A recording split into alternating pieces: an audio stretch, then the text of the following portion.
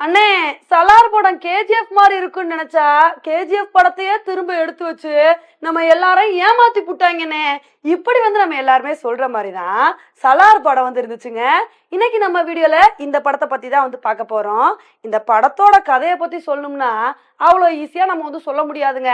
கதையை பத்தியே நம்ம 10 நிமிஷம் பேசணும்.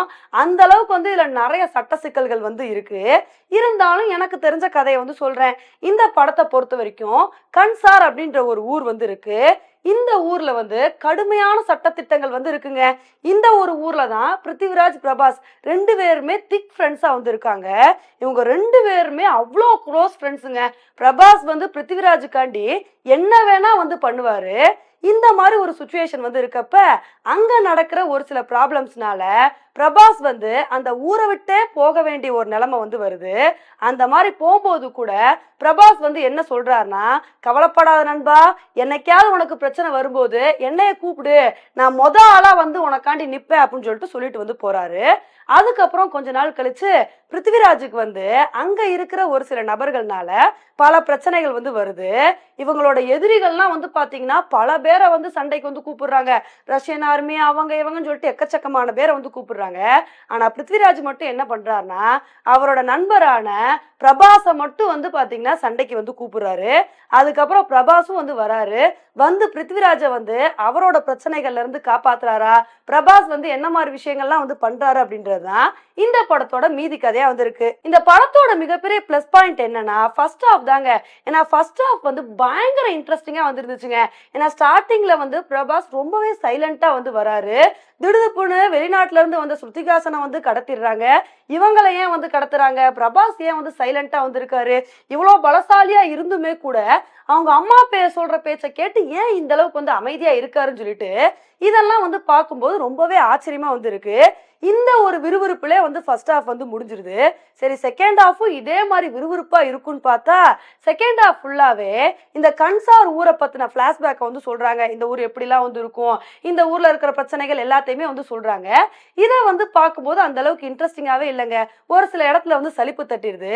இதெல்லாம் ஓவர் கம் பண்ற மாதிரி இந்த படத்தோட கிளைமேக்ஸ் கொஞ்சம் கொஞ்சமா பில்ட் பண்ணி அதுல ஒரு ட்விஸ்ட்டை வச்சு நல்லா கொண்டு வர மாதிரி கொண்டு வராங்க.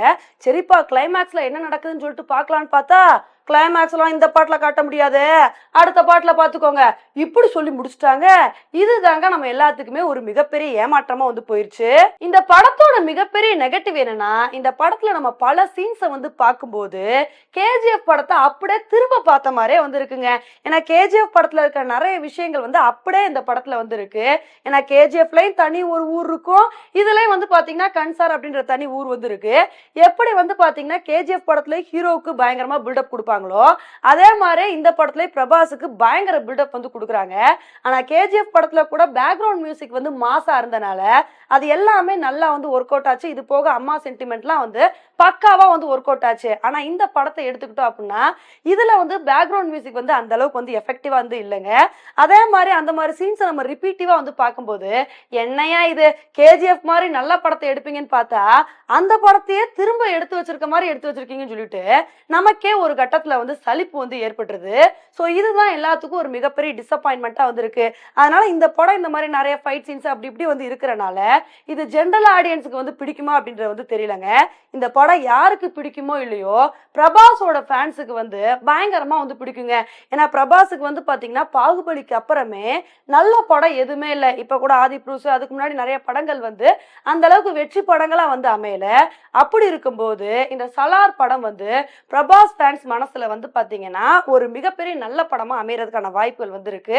ஓகே ஃப்ரெண்ட்ஸ், இந்த படத்தை நீங்க பார்த்திருந்தீங்க அப்படின்னா இந்த படத்தை பத்தின உங்களோட கருத்துக்கள் என்ன அப்படின்றத என்னோட கமெண்ட் செக்ஷன்ல போடுங்க. இதே மாதிரி இன்னொரு உங்களை மீட் பண்றேன். Bye friends.